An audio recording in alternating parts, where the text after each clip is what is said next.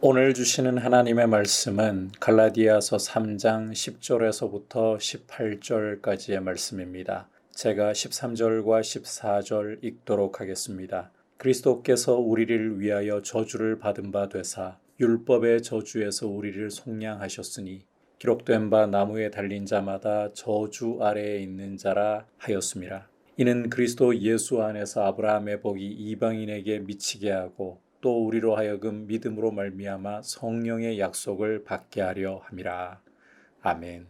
오늘 말씀에서 사도 바울은 율법 행위로는 결단코 누구도 의롭게 될 수 없다. 오직 믿음으로만 그리스도 예수 안에서 참된 복을, 아브라함의 복을, 성령의 약속을 누리게 하신다라는 점을 강조하고 있습니다. 10절을 보시면 무릇 율법 행위에 속한 자들은 저주 아래 있다.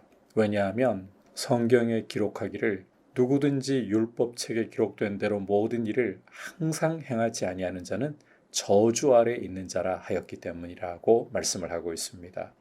율법을 온전히 지키지 못하면 저주 아래 있다.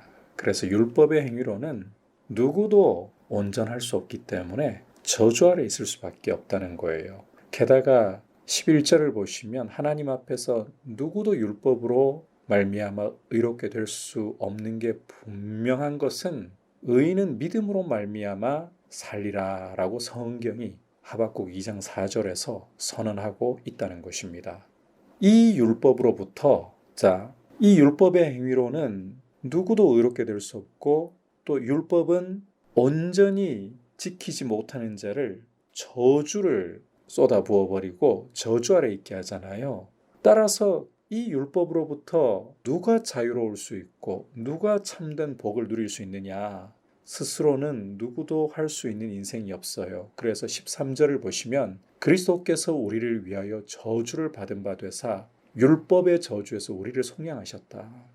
기록된 바 나무에 달린 자마다 저주 아래 있는 자라. 신명기 21장 23절 말씀이죠. 이 말씀대로 그리스도께서 십자가에 달려 나무에 달려 우리를 위해서 저주를 받으심으로 그 율법의 저주에서 우리를 그 피로 속량해 주셨다는 거예요. 이렇게 하신 목적이 그리스도 예수 안에서 아브라함의 복이 하나님 자녀의 복을 말하는 거죠. 이방인에게 미치게 하고 믿음으로 말미암아 성령의 약속을 받게 하도록 하시려고. 따라서 믿음만이 예수 안에서 하나님 자녀의 복을, 성령의 약속을 받게 되는 길이라는 거예요.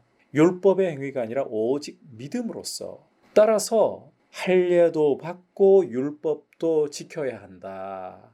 이것은 결단코 다른 복음도 아닌 복음을 변질시키는 것이고 1장에서 사도 바울이 저주 선언을 했잖아요. 우리나 혹 하늘의 천사랄지라도 우리가 전한 복음, 이신칭의의 복음, 오직 믿음으로만 의롭다 하심을 얻는다는 이 복음 외에 다른 것을 전한다면 저주를 받을지어다.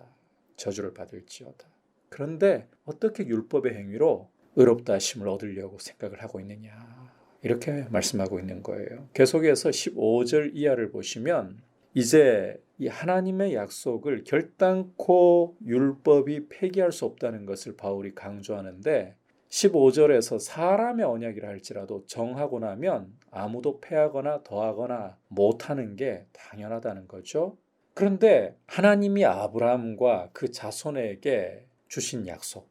우선 여기에서 사도 바울이 아브라함과 그 자손을 이야기하면서 그 자손들이 아니고 오직 한 사람을 가리켜 내 자손, 그리스도를 가리킨다는 거죠. 아브라함과 그 자손 되시는 예수 그리스도께 주신 약속들은 17절에 430년 후에 생긴 율법이 폐기할 수 없다.